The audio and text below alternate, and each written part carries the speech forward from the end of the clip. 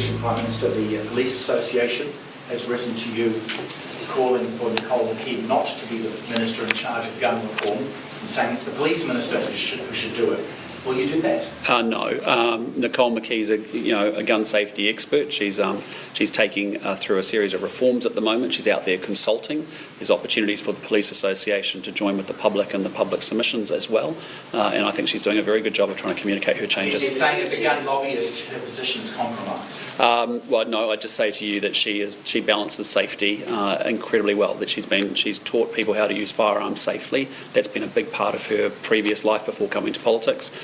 She's broken her gun reforms down into several stages and phases, and she's out there consulting with people and happy to take their feedback. It's a pretty big thing for the Police Association to come out and say that, isn't it? Sorry? It's a pretty big thing for the Police Association to... Well, there is opportunities for the Police Association to engage. Certainly police have been consulted, and the Police Association have got a big opportunity to talk about Part 6 of that legislation, for example. The Association makes a good point, though, right, that these reforms are going to affect the blue line. These guys are the ones that are going to be implemented at risk. So should Nicole McKee go as per Chris Carter's? No. She's out there consulting on these reforms, and the Police Association and anyone for that matter is able to input into those reforms, as they should. Is it right that a gun lobbyist is now writing gun law?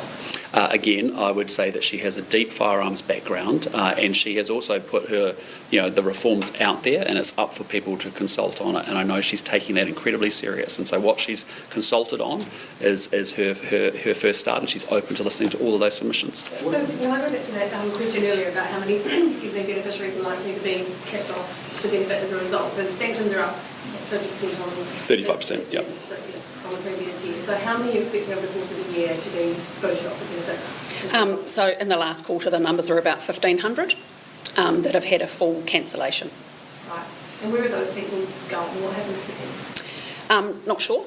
So basically, my message is really clear. If you want to continue to receive the job seeker benefit, fulfil your obligations to look for and prepare for work. How many of those people are sole parents? Very, very low numbers.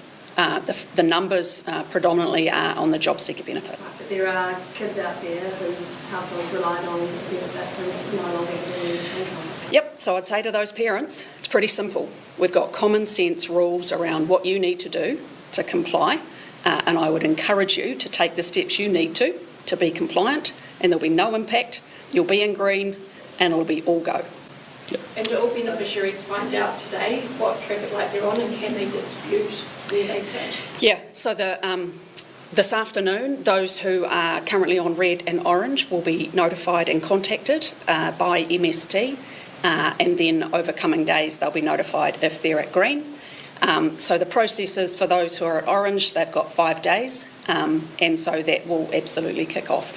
But if they're in orange, then they've already been in a process, they've already failed an obligation, which they will be aware of. But the traffic light system is making it much easier for people to understand where they are and what they need to do to fully comply. Does that worry you that there's hundreds, thousands of people who are now plummeting further through the cracks and have no idea how they're surviving? Does that worry you at all? Well, some parents? Yeah, as I said, it's quite simple. There are simple obligations. Have a CV, apply for jobs, turn up to MSD. There's simple common sense things to help people find a job. So all I would say is take the steps you need to take and be compliant. How do they notify them?